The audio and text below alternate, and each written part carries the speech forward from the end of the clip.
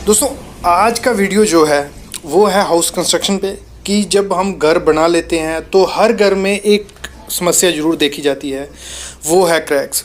मतलब हर जगह, हर कोई भी घर होगा, ऐसा घर कोई नहीं है जिसमें क्रैक ना दिखे।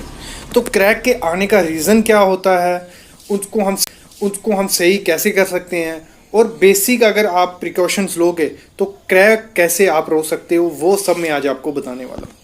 सामने अभी आप क्रैक देख रहे हो, काफ़ी किस्म के क्रैक होते हैं। आपने देखा होगा वर्टिकल भी होते हैं, लंबे होते हैं, हॉरिजॉन्टल होते हैं, मतलब ऐसे लंबाई में, और ऐसे डायगोनल टाइप। ये क्रैक क्यों आते हैं, इसका क्या रीज़न है, वो सब आज मैं आपको क्लियर करूँगा।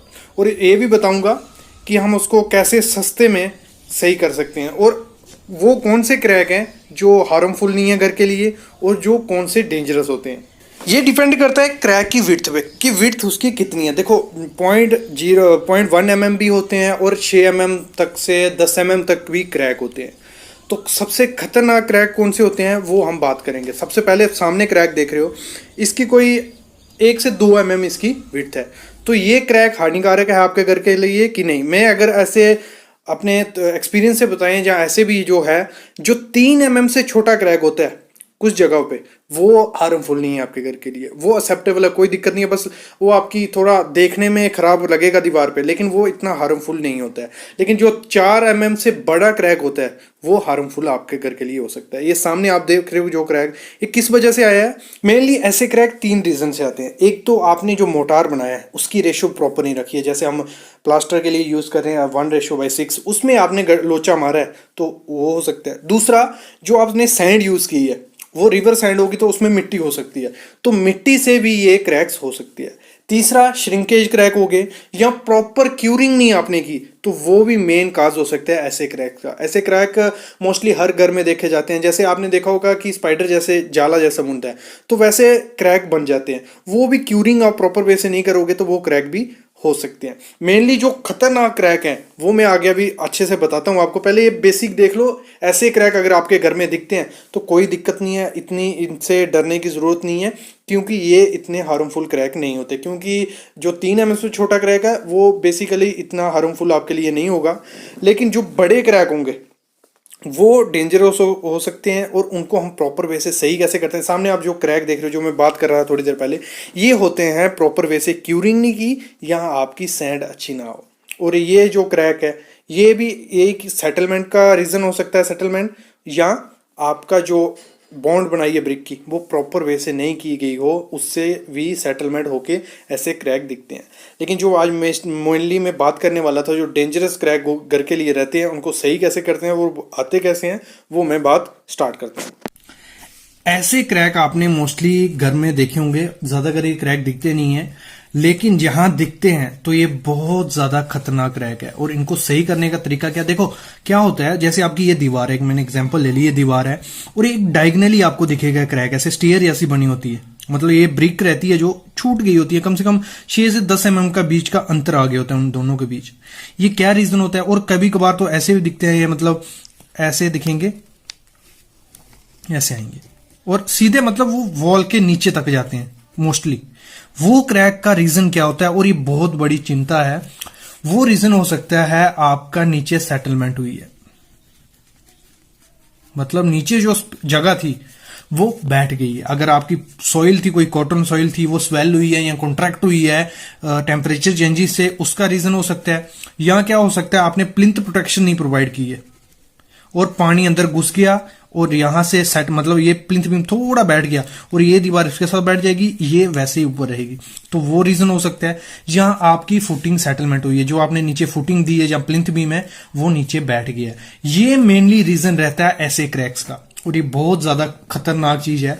अगर ऐसे आपके घर में क्रैक दिखें तो वो खराब चीज है, उसको सही करना जरूरी है। तो इसको सही करने के लिए क्या है, सबसे पहले जो क्रैक आपको दिखो, ऐसे पॉसिबल हो तो आपको वहां अगर कंसल्टेंट मिलता है जो क्रैक को सही करते हैं, जिनका काम ही यही है, उनसे अगर आप करवाओगे तो बेस्ट है। लेकिन अगर मैं आपको अल्टरनेट बताऊं वहां पॉसिबल नहीं है, तो डॉक्टर फिक्सिट का 2 टाइप के केमिकल आते हैं। एक होता है एक्स पेस्ट, आपको ऊपर फोटो पिक दिख रही होगी। एक होता है श्रिंकेज पेस्ट। ये दिखते तो कैसे हैं, जैसे बाल पुट्टी नहीं होती वैसे होते हैं, ये मार्केट से मिल जाते हैं, ज्यादा कॉस्टली भी नहीं है। इसको लगाने से क्या करोगे आप, पहले क्या करना है, जहां क्रैक है उसको प्रॉपर वे से, या तो वहां ग्राइंडर अवेलेबल है उसको थोड़ा थोड़ा काट दो, अंदर तक गहरा कर दो, या तो उसको प्रॉपर वे से साफ कर लो, अंदर पानी मार लो, उसको अच्छे से रब कर लो। वो कर लिया, उसके बाद उसको जैसे पानी मार लिया, थोड़ी देर उसको रहने दो। 10 मिनट बाद क्या करना है, एक्स पेस्ट आपकी जो होगी वो पुट्टी की तरह होगी, उसको अच्छे से अंदर घुसा देना है, एक लेयर घुसा लिया। 4 से 6 घंटे तक उसको सूखने देना है। फिर थोड़ा जो स्पेस थोड़ी जो और बची होगी उसमें दूसरी लेयर उसमें डालनी है, फिल कर देनी है, अच्छे से प्रॉपर वे से फिल करनी है कि जगह नहीं बचे। फिल कर दी, उसको 4 से 6 घंटे रहने देना है। उसके बाद जो फाइनल लेयर मतलब उसकी फिनिशिंग आपको कर देनी है उसी से, जो या एक्स पेस्ट आती है या श्रिंकेज पेस्ट जो डॉक्टर फिक्सिट की, बाकी कंपनीज की भी आती है, अच्छी होती है, लेकिन डॉक्टर फिक्सिट की हमने यूज करवाई है, वो अच्छी होती है। वो कर दोगे फिल तो आपके क्रैक प्रॉपर वे से सही हो जाएंगे, ठीक है। और दूसरे टाइप के जो क्रैक देखे जाते हैं, क्या होता है, ये कॉलम आ गया आपका और ये दीवार आ गई, बीच में दोनों के जॉइंट में क्रैक देखने को मिलता है। जैसे प्लास्टर हो जाता है या अभी दीवार हुई है तो क्रैक दिखना शुरू हो जाता है। तो ये तो क्रैक नॉर्मल है, इसको अवॉइड कर सकते हैं। मैं वीडियो डाली थी कि कॉलम और ब्रिक साथ साथ में करोगे, उससे भी हो सकता है।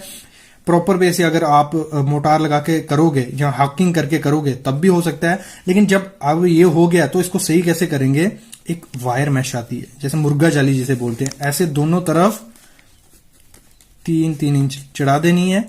ये मुर्गा जाली ऐसे जो आपने देखी होगी सबने, वो मार्केट में आपको मिल जाएगी, दोनों तरफ चढ़ा लेनी है। उसके बाद इसके ऊपर प्लास्टर करना है, तो आपको ये क्रैक्स नहीं दिखेंगे, ठीक है। और एक और क्रैक आपको दिखते हैं, जैसे विंडो है, विंडो से ऐसे ऐसे क्रैक निकले होते हैं। ये भी मतलब एक लगा लो सेटलमेंट का ही है हिस्सा है, कि क्या होता है, जो दीवार का लोड होता है वो कहीं ज्यादा हो जाता है, कहीं कम हो जाता है, तो उसकी वजह से ये क्रैक्स मोस्टली देखने को मिलते हैं, ठीक है। इसको अवॉइड कैसे करना है कि कॉलम प्रोवाइड, मतलब मैं तो यही प्रेफर करता हूं कि लोड बेरिंग स्ट्रक्चर कम बनाओ। लोड बेरिंग स्ट्रक्चर में ज्यादा क्रैक्स देखने को मिलते हैं। तो कॉलम जब आपने प्रोवाइड किए होंगे तो जो लोड होगा वो कॉलम पे जाएगा, दीवार पे नहीं जाएगा। जहां कटआउट होगा आपका, जहां विंडो होगी, वहां ये क्रैक, ऐसे क्रैक देखने को कम मिलते हैं। तो मेनली यही क्रैक मैंने जो कहा, आपके जो लगभग 4 mm से 6 mm जो क्रैक दिखते हैं वो मोस्टली किससे आते हैं, यहाँ पे जो आपने जॉइंट प्रोवाइड किया होता है ब्रिक में, वो प्रॉपर वे से नहीं किया होता है, उसकी वजह से सेटलमेंट हो जाती है। या फुटिंग, मेनली फुटिंग सेटलमेंट से ही वो क्रैक देखने को मिलते हैं। और बाकी जो 3 mm से छोटे क्रैक होते हैं वो उनकी कोई इतनी ज्यादा समस्या नहीं है, लेकिन आप उनको सही कर सकते हो इसी डॉक्टर फिक्सिट पेस्ट से। बाकी वो आपके घर के लिए इतने हानिकारक नहीं होते। वो मोस्टली आते हैं या तो आपने क्यूरिंग प्रॉपर वेस नहीं की, जहां तो ज्यादातर तो आती वही है कि प्लास्टर अच्छे से किया नहीं है, उसमें जो सैंड सीमेंट की रेशियो प्रॉपर नहीं डाली है, जहां जो सैंड यूज की है वो मोटी सैंड है, वो रीजन भी हो सकते हैं। बाकी एक टेम्परेचर चेंजेस पे जो श्रिंकेज क्रैक्स आते हैं, ठंड में अगर आप गर्म बनाओगे तब भी क्रैक्स शो होते हैं, गर्मी में अगर ज्यादा गर्मी होगी तब भी क्रैक्स वो छोटे छोटे शो होते हैं, उनकी कोई दिक्कत इतनी ज्यादा नहीं होती है। और इसके रिलेटेड कुछ भी क्वेश्चन पूछने हैं आप कमेंट करो, मैं उसका रिप्लाई जरूर करूंगा। Thank you guys.